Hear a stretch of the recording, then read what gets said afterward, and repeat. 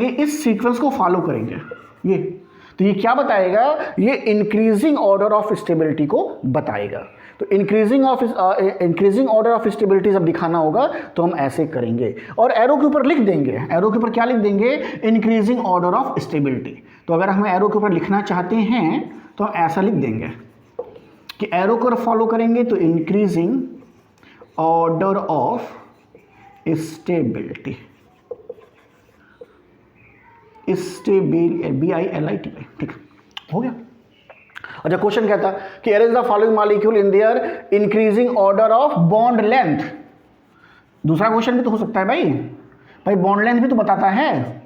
ऐसे बच्चे जो बात नहीं समझ रहे हैं कि बॉन्ड लेंथ के साथ क्या इसका संबंध है, वो पिछली वीडियोस को जरूर देखें जिसमें हमने बॉन्ड ऑर्डर को बताया हुआ है। तीसरा वीडियो हमको नहीं, चौथा वीडियो होगा उसमें बताया हुआ है।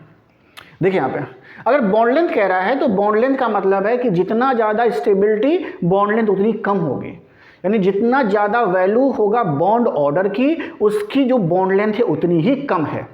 यानी कहने का मतलब सबसे अधिक अगर आप देखेंगे तो बॉन्ड लेंथ इसका होगा जिसका 2 है, ये सबसे अधिक होगा। उसके बाद इसका होगा और सबसे कम किसका होगा, जिसकी वैल्यू अधिक है। यानी कहने का अब मतलब क्या है, कहने का ये मतलब है कि जो ऑर्डर होगा रिवर्स रहता है। यानी अगर देखा जाए, अब देखिए बनाते हैं फिर से, हम लोग हटा देते हैं इसी को, रिवर्स ऑर्डर में बनेगा ये। मैं इसे हटा दे रहा हूँ, फिर से बना देता हूँ। यहाँ देखिए सबसे इंक्रीजिंग ऑर्डर फिर कह रहा है, इंक्रीजिंग ऑर्डर में डिक्रीजिंग कर लेते हैं। चलिए अब कहीं सब बार बार इंक्रीजिंग देखा जाए, डिक्रीजिंग भी कर लिया जाए, एक बार डिक्रीजिंग कर लेते हैं। चलिए डिक्रीजिंग ऑर्डर देख लेते हैं। डिक्रीजिंग ऑर्डर का मतलब होगा कि भाई सबसे अधिक का पहले लिखिए और सबसे कम का सबसे अंतिम में लिखिए। तो सबसे अधिक किसका होगा, तो सबसे अधिक होगा जिसका सबसे कम है वैल्यू ये। तो देखिए किसका 2 आ रहा था, इसका और इसका, तो यानी N2 2 माइनस का और बराबर N2 2 प्लस का। ये इसका बॉन्ड ऑर्डर सबसे अधिक होगा, सॉरी इसका जो बॉन्ड लेंथ है सबसे अधिक है, तो इसकी बॉन्ड लेंथ सबसे अधिक है। ओके, बॉन्ड लेंथ के टर्म में। इसके बाद किसकी बारी आएगी, इसके बाद बारी आएगी इस दोनों की, यानी किसकी बारी आएगी, N2 माइनस की आएगी और N2 प्लस की आएगी। ओके, और सबसे लास्ट में सबसे कम किसका है, तो सबसे कम जो बॉन्ड लेंथ है वो किसका है, नाइट्रोजन का, क्योंकि बॉन्ड ऑर्डर इसका सबसे अधिक है ऐसा।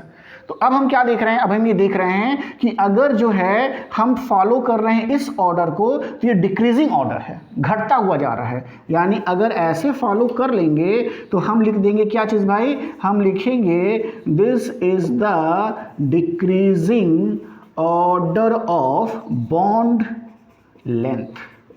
ये जरूर लिख देंगे किस ऑर्डर को लिख रहे हैं, बॉन्ड लेंथ लिख रहे हैं कि स्टेबिलिटी लिख रहे हैं, तो इसको आप मेंशन यहाँ पे कर सकते हैं। तो इस तरीके से हमने आपको समझाने का प्रयास किया कैसे क्वेश्चन नाइट्रोजन पे आ सकते हैं। तो इस तरह के क्वेश्चन पूछे जाते हैं। तो ये सब कुछ नाइट्रोजन के बारे में हमने आपको डिस्कस किया है। इसके आगे की वीडियो में ऑक्सीजन देखेंगे और उसके बाद ये तो हम लोग मोनो एटॉमिक मॉलिक्यूल देख रहे हैं जिसमें दोनों एटम बराबर हैं। फिर हेट्रो एटॉमिक मॉलिक्यूल देखेंगे जिसमें दोनों एटम जो होंगे डिफरेंट होंगे। तो 2 क्लास और हमें लगनी चाहिए, 2 से 3 क्लास, उसमें हम इस पूरे को टॉपिक को कवर कर लेंगे। तब तक के लिए थैंक यू, गुड बाय।